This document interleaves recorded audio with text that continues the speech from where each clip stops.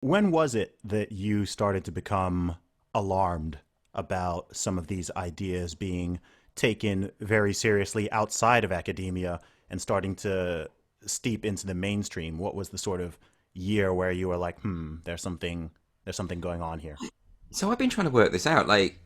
I've always been aware that you have to continually fight for free speech in any society, that it's not a given. Mm. And you know that from looking at history. It's something that you just have to sort of continually refresh, and continually remind yourself why it's important. And there's always been those threats, hasn't there?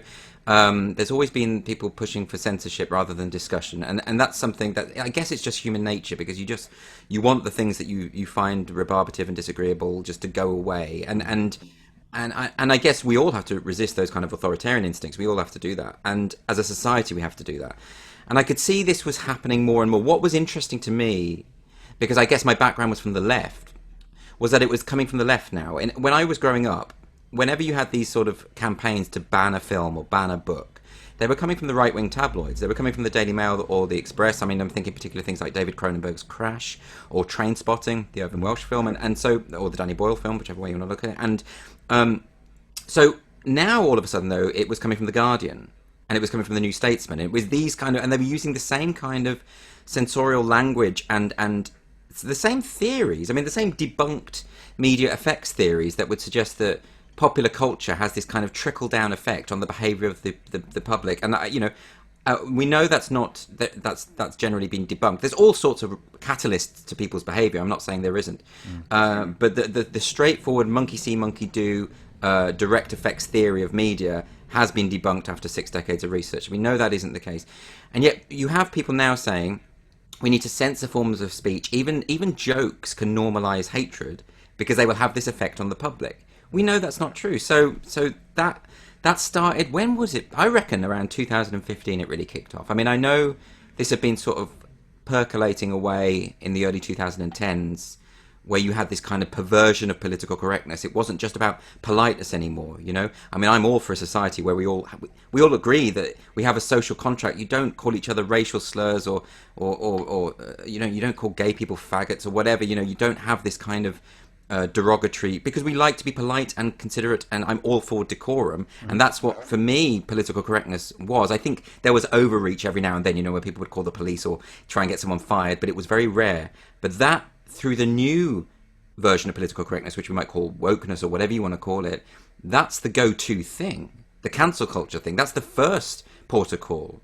So if there's I'll give you an example. When the guy who edited the Waitrose magazine, someone contacted him wanting to write an article about veganism, and he wrote some flippant email back saying, "Oh well, what will it be? That we'll round up the vegans and force them to eat meat," or it was something really juvenile like that. It Sure. was a joke email, and instead of her saying to him, "Look, that actually really upsets me and offends me, and can we have a conversation about that? Maybe go for a drink about it," she screenshot the email and put it online, and tries to publicly shame him. And in the end, he lost his job. That's cancel culture. That's the go-to thing, and that is what is disturbing about this new form of political correctness, if you want to call it that, which I generally don't, because I like to distinguish between what happened then, the sort of PC of the late 80s, early 90s, and what is happening now. So I reckon 2015 it really kicks off. Mm. Trump's election is largely a response to it, but Agreed. also exacerbates it. I think it's both. And I think all of the people who were screaming about this stuff in advance of Trump's election suddenly took Trump's election as vindication that the whole world is full of fascists and Nazis, right?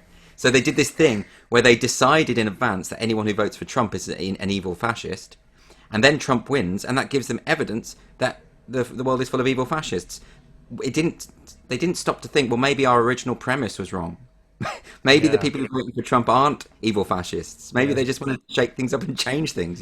Yeah, there's been a lot of doubling down and tripling down, and I Oh, think between Brexit and Trump in the UK and the USA, we've really yeah, seen those parallels. You're seeing. I mean, I think a lot of it stems from arrogance. I think maybe. when yeah, I mean, I think when someone is proven wrong and they double down and triple down and quadruple down instead of just doing a little bit of reflection and thinking, maybe I was Yeah. wrong. Maybe there was something wrong with my worldview. But instead, they say, see, this is evidence, right? The country is full of Yeah. racists and fascists and KKK members and what. And you're just like, come on, like, have a bit of charity and a bit of humility here, right? If Oh, you're off yeah. base, like, what is more likely, that the USA and UK suddenly became full of fascists and racists, and 60 million plus of them in America, and how many people voted for Brexit? Was it 20 17.4 million. 17, yeah, 17 million,